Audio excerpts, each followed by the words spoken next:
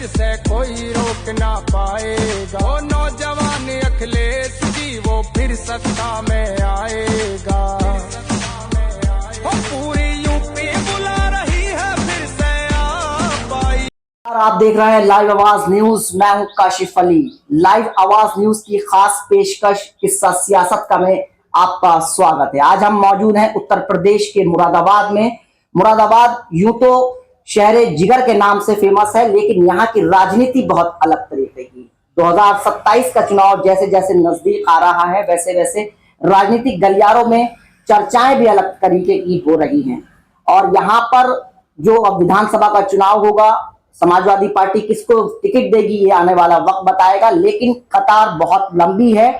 उसी कतार में एक हमारे साथ मौजूद हैं जो टिकट के दावेदार के लिए मजबूत दावेदार के तौर पर जाने जाते हैं और मुरादाबाद की राजनीति में एक जाना पहचाना चेहरा है। उनका नाम है ठाकुर राहुल सिंह। हम उनके साथ मौजूद हैं। बहुत बहुत स्वागत है आपका। सबसे पहले अगर हम बात करें कि जो उत्तर प्रदेश यानी मुरादाबाद की राजनीति की बात करें, तो मुरादाबाद की राजनीति में ठाकुर राहुल सिंह अपने आप को कहां देखते हैं?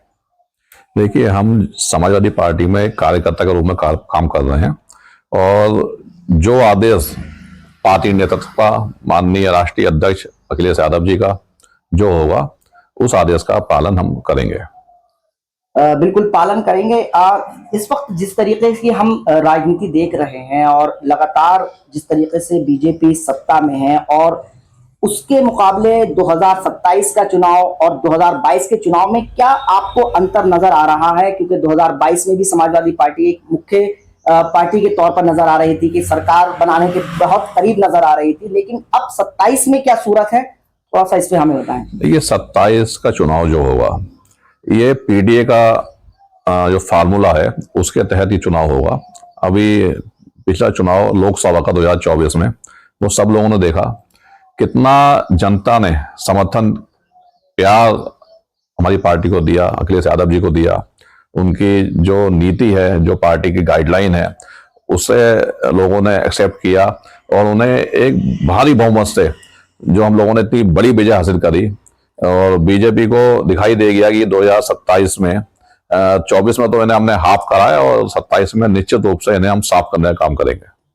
साफ करने का काम करेंगे। राहुल जी, एक सवाल मेरा ये है कि जिस तरीके से चर्चा है राजनीतिक गलियारों में कि आप भी टिकट की दावेदारी में आगे हैं, तो ये थोड़ा सा बताइए कि जिस तरीके से मुरादाबाद जो है वो मुस्लिम बहुल सीट है और तमाम यहाँ पर मुसलमान आबादी ज्यादा है, उस वक्त में ठाकुर राहुल सिंह अपने आप को कैसे उनके बीच लेकर जाएंगे और किस तरीके से राहुल सिंह जी लगातार, हालांकि हम देखते रहते हैं कि आप हिंदू मुस्लिम एकता के बहुत ज्यादा वो रहते हैं कि हमेशा एकता बनी रहे, तो उसमें आप अपने आप को कहाँ देखते हैं? देखिए, समाजवादी पार्टी ने कभी भी किसी धर्म की राजनीति नहीं करी, ना किसी बिरादरी की राजनीति करी। उन्होंने हमेशा सबको सम्मान, सबको साथ लेकर चलना, सबको जोड़ना, ये हमें माननीय हमारे जो स्वर्गीय मुलायम सिंह यादव जी थे, हमने उनसे सीखा है।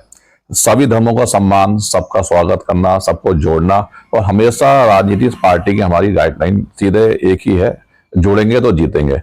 तो हम सभी लोग, हम नहीं देखते कि हम हिंदू हैं या दूसरा मुस्लिम है, हम उसे भाई के रूप में देखते हैं। और उसी के प्रयासरूप टिकट लाइन, देखिए पार्टी है, हर पार्टी में लंबी लाइन होती है। चूंकि समाजवादी पार्टी एक बड़ी पार्टी है, लोगों का विश्वास पार्टी में ज्यादा है, तो यहाँ लाइन थोड़ी लंबी हो सकती है, लेकिन जो पार्टी नेतृत्व फैसला देगा, जो आदेश देगा, सब उसे स्वीकार करेंगे।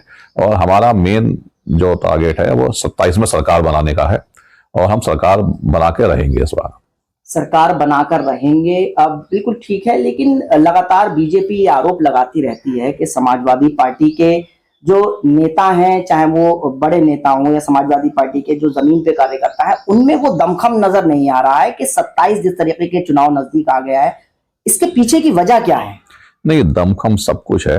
दमखम नहीं होता तो 24 में हमें इतनी जीत हासिल नहीं होती। होता क्या है, बीजेपी ने हमेशा राजनीति करी है लोगों को तोड़ने की, भाई को भाई से लड़ाने की, हिंदू मुस्लिम की, भारत पाकिस्तान की, मंदिर मस्जिद की। लेकिन एक झूठ, कोई भी झूठ हो, किसी का हो, वो चलता है, थोड़ी स्पीड पे अगले रुक जाता है। आज बीजेपी का झूठ पूरा बेनकाब हो चुका है, उनका पर्दाफाश हो चुका है। अब लोगों ने मन बना लिया है कि इस बार 27 में यूपी के अंदर, अच्छा जितने हम लोगों का जो मैनिफेस्टो था 2017 का, 2022 का और 2012 का, 17 में सरकार बनी बीजेपी की, 22 में सरकार बनी बीजेपी की। आप उनका मैनिफेस्टो देखो, उन्होंने एक भी वादा अपना पूरा किया हो। हालांकि 2012 में जो हमारा मैनिफेस्टो था, हमने लास्ट तक माननीय अखिलेश यादव जी ने अपने कार्यकाल में उन्होंने ये चाहा कि कोई भी एक ऐसा ना रह जाए जो लोग कल को, उन्होंने मेट्रो तक जो है स्टार्ट कर दी थी। आज जितने लखनऊ के अंदर डेवलपमेंट हुए हैं, मुरादाबाद से डेवलपमेंट हुए हैं, आप अपना ये प्रेम मंडल लैंड का ब्रिज देखिए, आप डबल फाटक देखिए, आप लोको सेट देखिए, आप ये अगवानपुर इधर देखिए, अपना ये जो गंगा जी बना है ब्रिज हमारे कॉस्मोस के पीछे, ये सारे के सारे ब्रिज हमारे पार्टी के कार्यकाल में बने हैं। आज बीजेपी ने सिर्फ और सिर्फ कुछ राजनीति नहीं करी। इन्होंने मुरादाबाद के अंदर आप देखिए, पूरे उत्तर प्रदेश में देखिए, आज का जो युवा है वो सब नशे की लत उसे लगा दी है भाजपा ने, सब उसमें बेरोजगारी चरम पे है। आज आप आरटीआई डालिए, कोई सवाल आपको उसका जवाब मिलेगा नहीं है। क्या बीजेपी को मेन जो मुद्दे हैं उनसे ध्यान भटकाना लोगों का, और एक ऐसी छोटी तुच्छ राजनीति करना इनका मेन मोटिव है। तो इसलिए जनता समझ गई है, युवा जागरूक हो चुका है, और अब की से 2027 में निश्चित रूप से सारा युवा वर्ग हमारे साथ है, सारी माताएं बहनें। आज ये हालत है कि आज लेडी सड़क पे चलने में अपने आप को असुरक्षित महसूस करती है। कहीं चैन स्नैचिंग हो रही है, कहीं छेड़खानी हो रही है, रेप की बारातें इतने बड़े लेवल पर हो रही हैं, लेकिन कुछ मीडिया जो है उसे छुपा रही है, जो उनकी अपनी मीडिया है, इसे आजकल गोदी मीडिया कहते हैं। लेकिन आप जैसे भाई लोग हैं, बहुत से न्यूज चैनल ऐसे हैं जो सच्चाई दिखा रहे हैं, और वो सच्चाई लोगों को सामने आ रही है। अब सच्चाई जब सामने आएगी तो निश्चित रूप से उसका रिएक्शन देखने को मिलेगा, और 27 में एक नया सूर्य उदय होगा। अखिलेश यादव मुख्यमंत्री बनेंगे, प्रदेश में भाईचारे का माहौल रहेगा, विकास की एक गंगा बहेगी, जो कार्य विकास के रुक गए थे वो दोबारा से शुरू किए जाएंगे, और बड़े स्तर पर देखिए, हमने बेरोजगारी भत्ता हमने दिया, विधवा पेंशन हमने दी, वृद्धा पेंशन हमने दी, यहाँ तक कि लैपटॉप आप देखिए, जो बच्चा हाई स्कूल तक आता था उसका फोन लैपटॉप मिल जाता था। आज की तारीख में क्या मिल रहा है? हमने किसानों को कर्जे माफ करे, हमने आप देखिए इतनी कामधेनु योजना, मिनी कामधेनु योजना, आप देखिए हमारे द्वारा, सरकार के द्वारा पंचायत घर, शमशान घाट, इतनी योजनाएं थी हमारी। लेकिन हम कहीं ना कहीं जनता के जो मेन इन लोगों ने भाजपा का जो झूठ था उसे बेनकाब नहीं कर पाए थे। ये हिंदू मुस्लिम के नाम पे हम लोग पिछड़ गए थे, लेकिन आज भाजपा का वो झूठ बेनकाब हो गया है, और सब लोग, सब धर्म के लोग मिलके पार्टी को वोट करेंगे। माननीय अखिलेश यादव जी को दोबारा से प्रदेश में लाएंगे, मुख्यमंत्री बनाएंगे, और हर आदमी, हर युवा, हर छात्र, हर बेरोजगार, हर माता, हर बहन, सबकी निगाह सिर्फ एक तरफ है, साइकिल निशान अखिलेश यादव जी की तरफ। बिल्कुल, आपने कहा कि बहुत सारी योजनाएं समाजवादी पार्टी सरकार ने दी और जनता ने उसको सराहा भी, लेकिन सवाल वहीं पर आके खड़ा हो जाता है कि इतनी समर्थन के बावजूद, इतनी योजनाएं लाने के बावजूद भी जनता सरकार क्यों नहीं बना रही है समाजवादी पार्टी की?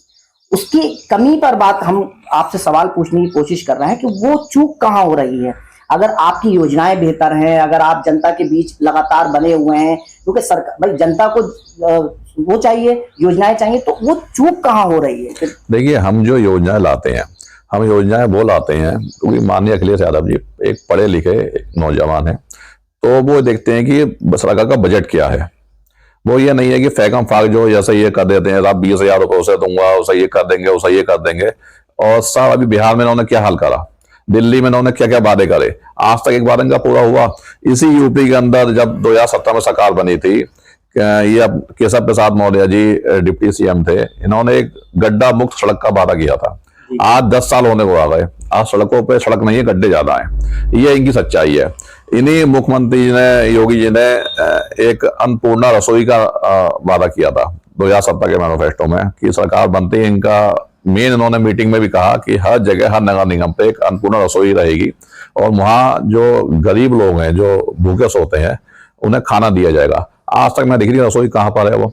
तो इनका सिर्फ एक झूठ, लोगों को लालच, कि लालच देकर सरकार बना लें, और उसके बाद आपने वो देखा होगा भेड़ होती हैं, तो जो भेड़ पालने वाले जो लोग होते हैं, क्या कहते हैं, उसी भेड़ की ऊन सब निकालने के बाद उसे छोड़ देते हैं। तो वही भाजपा कर रही है, लोगों को लालच देती है और उल्टा उन्हीं का खून चूस कर उन्हें बेहाल कंडीशन में, अभी कोरोना महामारी में ये लोग ऑक्सीजन नहीं दे पाए, अस्पताल नहीं दे पाए। आज अस्पताल के अंदर आप ये देखिए लाइनें लंबी लंबी लगी हुई हैं, लोगों को दवाई नहीं मिल पा रही, इलाज नहीं मिल पा रहा, मजबूर हो गए बेचारा अपना जमीन जायदाद बेच के, अपनी ज्वेलरी लोग बेच के प्राइवेट हॉस्पिटल में जाने को मजबूर है। ये सच्चाई है भाजपा की। अब आप आइए एजुकेशन पे, शिक्षा पे। ये लोग कहते हैं फ्री शिक्षा। आज की हालत यह है कि प्राइवेट स्कूल में मनमानी इतनी ज्यादा है। अभी एनसीईआरटी लागू किया, लेकिन कहाँ हकीकत है। आज आप बुक्स लेने जाइए, सारी मोनोपोली इन स्कूलों की है, कोई रोक नहीं, कोई इन पे इनका अंकुश नहीं है, क्योंकि तो सब पैसा जाता है, सब मिले हुए हैं नीचे से ऊपर तक। एक पूरा भ्रष्टाचारियों का अड्डा ये बन गया है भाजपा, और नशे का अड्डा ये बन चुका है। तो इन्होंने युवा वर्ग को खास तौर से नशे में धकेल दिया। नशे में रहेगा तो सवाल पूछ ही नहीं पाएगा। तो कहीं ना कहीं अब जनता के सामने वो चीज आ गई है। देखो, आदमी पे जब कुछ होता है तब तक तो वो संघर्ष करता है, जब कुछ होता ही नहीं है तो पता है कि अब तो करो या मरो। अब स्थिति जनता के सामने ये आ चुकी है कि अब इनके झूठ से बचने के लिए इन्होंने, आप शिक्षा मित्र को देखिए, पहली बार कितने शिक्षा मित्रों ने सुसाइड किया 2017 से लेके। अगर आप इनसे आज आरटीआई डाल लें, आपको कोई जवाब नहीं सकता। आप आंगनबाड़ी कार्यकर्ती को देखिए, उनका 30,000 रुपए मानदेय जो था वो 10,000 रुपये उन्होंने कर दिया शिक्षा मित्रों का। आंगनबाड़ी का पैसा उन्होंने घटा दिया। अब आगे लॉलीपॉप दे रहे हैं, सरकार जब चुनाव आने वाला है कि साहब हम ये कर देंगे वो कर देंगे, कुछ नहीं करेंगे, ये सिर्फ लालच देंगे और उसके बाद आप ही खून चूसेंगे। तो इससे अच्छा यह है कि लालच में झूठे उसमें ना कर सच्चाई का सामना करते हुए, और अखिलेश यादव जी की तरफ लोग देख रहे हैं, उनसे जुड़ रहे हैं, उनसे सहमत हो रहे हैं, उनके विचारों से सहमत हो रहे हैं।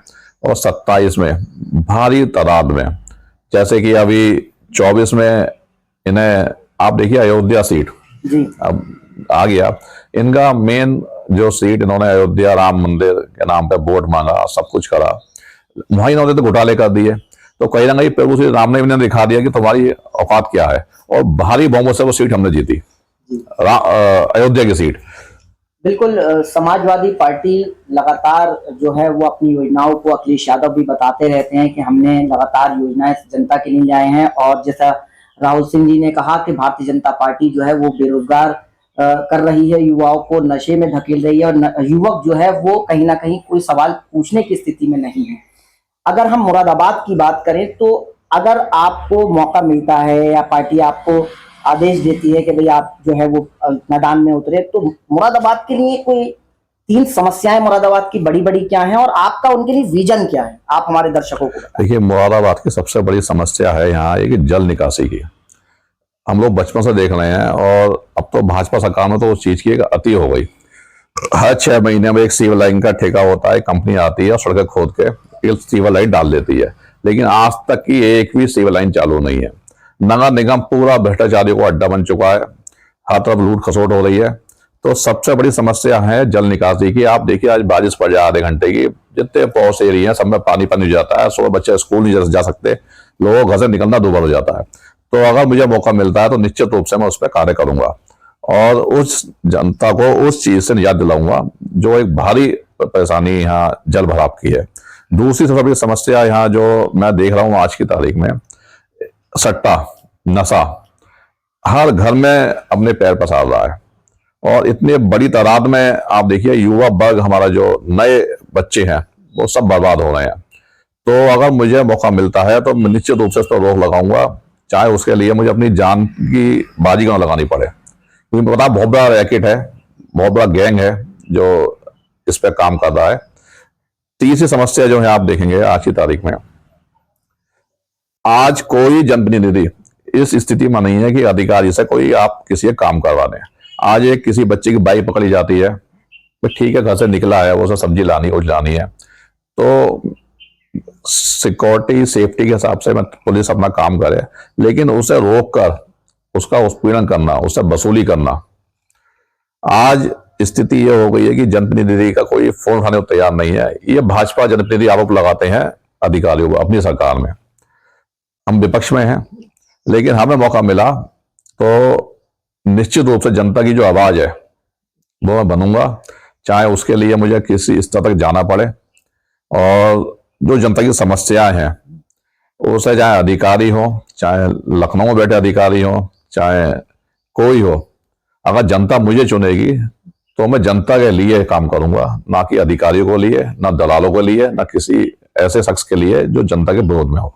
बिल्कुल साफ तौर पर कहना है, और जिस तरीके से राहुल सिंह जी ने बिल्कुल बिल्कुल साफ तौर पर कहा कि जो एक नशा जो है वो एक बड़ा मुद्दा बना रहे हैं, ये कहीं ना कहीं ये मुरादाबाद की बात नहीं, ये देश के ऐसे तमाम बहुत से ऐसे राज्य हैं, जिले हैं जहां पर ये कहीं ना कहीं बड़ा मुद्दा बनता जा रहा है, क्योंकि नशा कहीं ना कहीं लोगों के घरों तक पहुंच रहा है, युवा इससे कहीं ना कहीं परेशान हो रहे हैं और युवा इसकी जद में आ रहे हैं। आखिर में युवाओं को एक संदेश क्या देना चाहेंगे राहुल सिंह जी? युवाओं से मेरा यही है कहना है कि सभी युवा नशे से दूर रहें और सच को समझें, ये हिंदू मुस्लिम के चक्कर में ना पड़ गए, क्योंकि देखिए हम सब लोग, सब धर्म, हिंदू मुस्लिम सिख ईसाई आपस में है भाई भाई। संविधान, आप संविधान का देखिए, नॉलेज सब लोगों को है, आजकल युवा पढ़ा लिखा युवा है, तो नशे से बचेंगे जब भी आप सच्चाई पे नजर डालेंगे कि हकीकत में हो क्या रहा है हमारे आसपास, सरकार कर क्या रही है। सरकार कुछ नहीं कर रही, सिर्फ युवा को इस लायक नहीं छोड़ रही कि वो सवाल कर सकें, कि वो बेरोजगारी पर सवाल करें, वो देश में हो रहे घोटालों पर सवाल करें, वो प्रदेश में हो रहे घोटालों पर सवाल करें। वो सिर्फ नशे में इसलिए रखेला जा रहा है। आप देखिए जगह जगह शराब की दुकानें हैं, जगह जगह इसमें अफीम, चरस, सब गलियों में ये हाल हो चुका है, मोहल्ले में, घरों में, कि लोग बर्बाद हो रहे हैं। ये सरकार का एक एजेंडा है कि इसे ऐसा कर दो कि लोग सब बर्बाद हो जाएं, कुछ बचे ही ना किसी के पास, कोई पूछ ही ना पाए कि भाई हम कर क्या रहे हैं। तो इनको कुछ करने को तो था ही नहीं, ना कुछ करा, तो उसे पर्दा डालने के लिए इन्होंने नशे का एक नया वो करा है। और मिनी उल्टा पंजाब टाइप का पूरा आज मुरादाबाद में हाल ही है, मैं देखता हूँ कितने मर्डर हो रहे हैं नए नए बच्चों के। अभी हमारे कटरा में 5-6 मर्डर हुए, तो सबसे उसमें 20-22 साल की सब बच्चों की एज, तो कहीं ना कहीं उसमें जो पीछे उसका वो निकल के आया निष्कर्ष कि वो तो नशे में उसने नशा करा, उसे पता ही नहीं क्या करना है, उसने उसे चाकू मार दिया, वो मर गया।